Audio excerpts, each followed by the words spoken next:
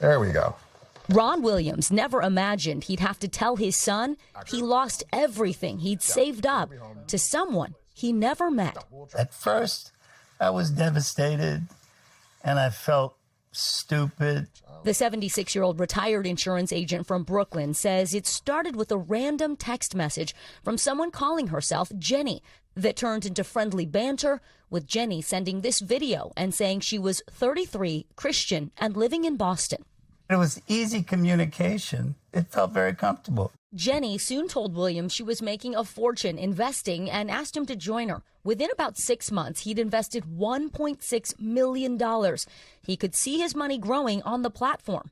But Williams' son had suspicions. Part of what's hard is from the very first moment he tells me about Jenny, and he's like, you ever get one of these messages? Yeah, all the time.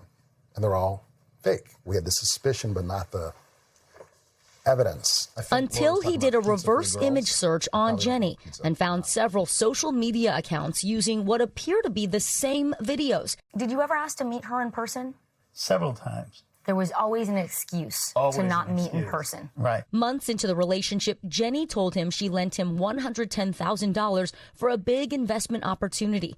When he tried to pay her back, the wire transfer to China was blocked. So Williams agreed to meet a runner in his home and handed him a bag with $110,000 in cash. I didn't know. My God, like what a terrifying idea. At this point, do you think Jenny is even a real person? At this point, I'm wondering, but I'm so deeply in terms of money that I'm praying that it is true. And when Williams wanted to take out his money, some $4 million, Jenny said he'd have to send more money to cover the taxes. That's when alarm bells started going off. Williams' son then made his own AI-generated video of Jenny to show him just how easy it is. I felt this incredible connection. Williams accepted he'd been scammed and reported it to police and the FBI. This is not the work of some super coder. This took me 3 minutes on a site that didn't even charge me money to do it, and that's super scary. NBC News reached out to Jenny, but she never responded. We have not verified whether the person seen in the videos is real or AI generated. Things that we would tell our NYPD financial crimes detective Daniel Alessandrino says AI is supercharging these scams.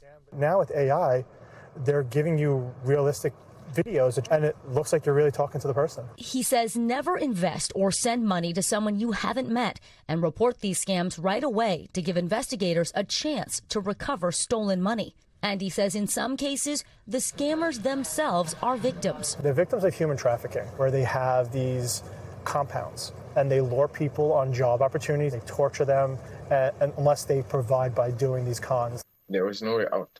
22-year-old Arnold from Uganda connected with us through Amnesty International. He asked us not to reveal his full name because he fears for his safety.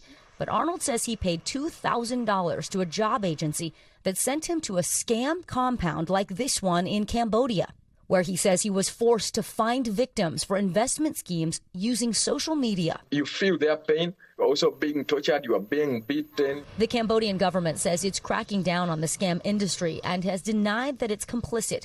Thousands of trafficked workers have recently been released from scam centers. After about 6 months, Arnold says he was released and often thinks about his victims.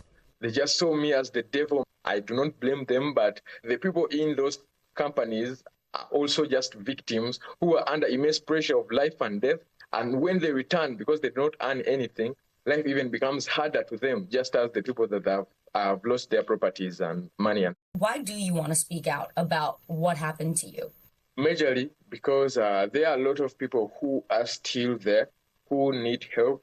But also this work is still going on, so there are more people who are being affected through these schemes who may need to learn about all this. We always want you to do something else. The irony is not lost on Williams that he works in tech and was unable to help his dad sooner. That's also the deep guilt that I carry is like, I mean, I got some answers, man. It's like, we could have talked about this. So he's now using what his family learned. How do we fight this? To build an app to help people identify scams. The thing that was the most gut-wrenching was when I asked him what you did it for, and he shared it was because I wanted to leave you something. Like, he's the gift. This is all we want. Vicky Nguyen, NBC News, New York. We thank you for watching, and remember, stay updated on breaking news and top stories on the NBC News app or watch live on our YouTube channel.